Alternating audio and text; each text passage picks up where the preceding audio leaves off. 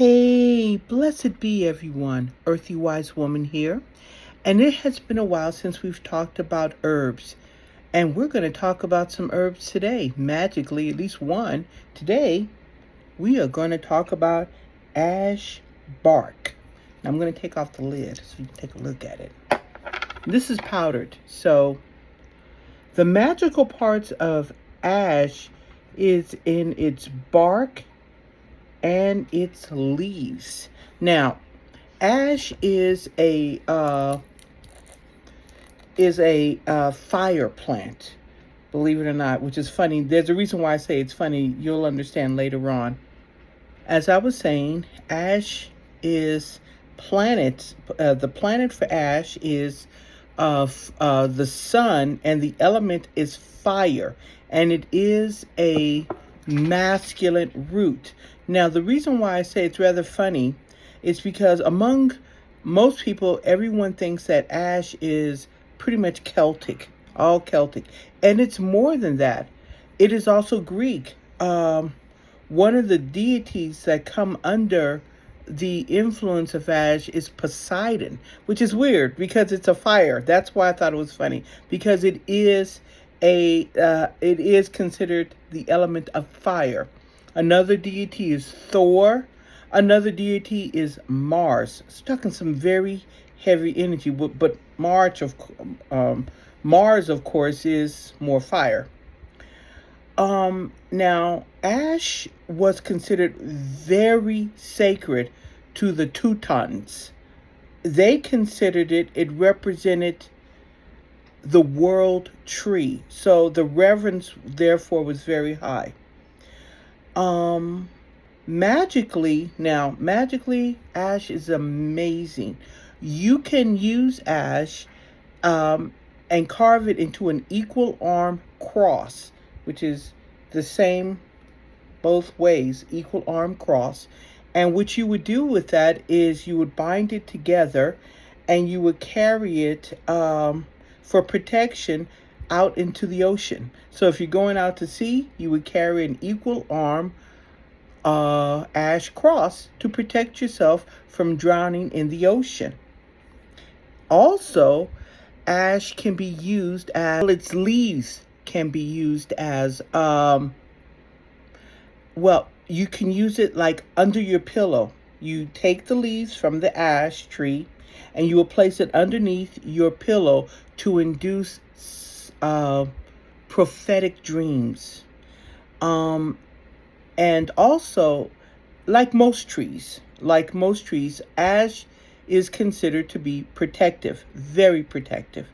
You take the staff, like you would carve a stick, which is what a staff is, or a long wand. Some people call it a staff. That you hang it over the doorway of your home, and what that does is it blocks malevolence, I want to say it right, just negative energy from sorcery or magic from entering your home.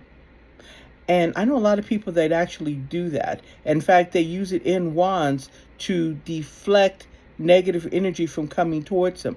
Very powerful.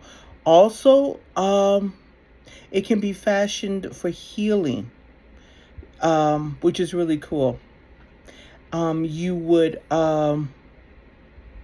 also take the bowl of water, place the ash leaves in the water, and place it by the side of the bed. And what that is supposed to do is dispel illness and sickness and heal. So at the end,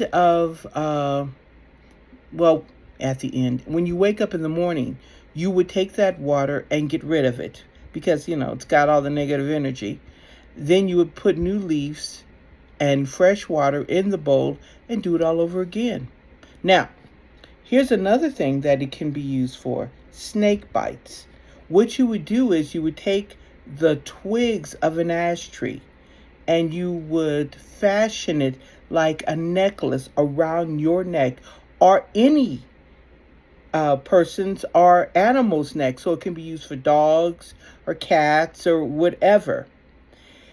And the belief is that it would heal you of a snake bite. Now, the reason they believe this is because, for reasons we don't really know, snakes are very apprehensive about ash. They won't even crawl over ash. They won't go near an ash tree.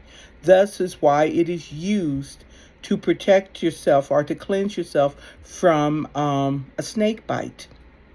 Now, during the time of Yule, I'm pretty sure you've heard of this, we burn ash wood.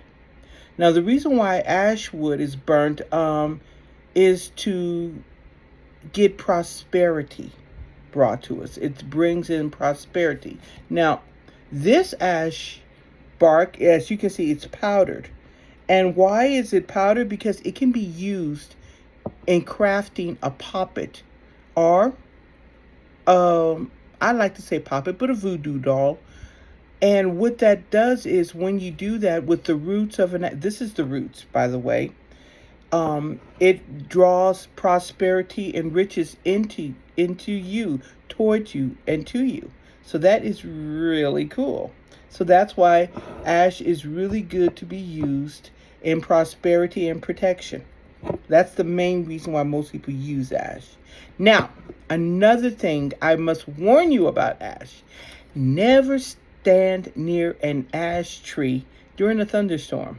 For reasons we also don't understand, it draws thunder. So if you're going to run under a tree, make sure it's not an ash tree during a thunderstorm, because for reasons I don't know, it seems to draw lightning to it. It attracts it.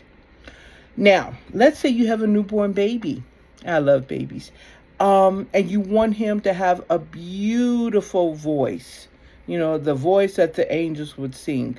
What you would do is take some of his fingernail clippings, his very first ones, and you would bury it under an ash tree. And in doing that, it is said that the baby will have a beautiful singing voice. Also, for all of you guys looking for love, if you carry ash leaves, it is supposed to attract and gain the love of the opposite sex. So you carry the leaves with you to get love from that, certain someone that you desire. Now, let's look at the mundane things that ash can be used for, because those are the magical, even though some of them do kind of cross over. Ash is really good for arthritis. Ash is good for the gout, to rid yourself of it. And it can be used in a tincture or a tonic. It's also good for getting rid of retained fluid in your body. And it's also good for bladder problems. They do not know what is the proper dosage for anyone to really take. I have not been able to find anything that says that it is toxic or bad for you. But now understand, there's different kinds of ash. Don't confuse this ash with the northern prickly ash or the southern prickly ash, because that's totally different. Okay, so I'm going to end this with ash. For those of you who want to bring prosperity into your life, use it in a puppet.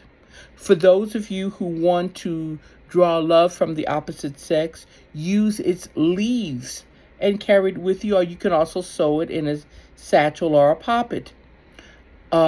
As a staff wand, put it over your the threshold of your door to ward off evil and bad energy from those who mean you bad or evil intent.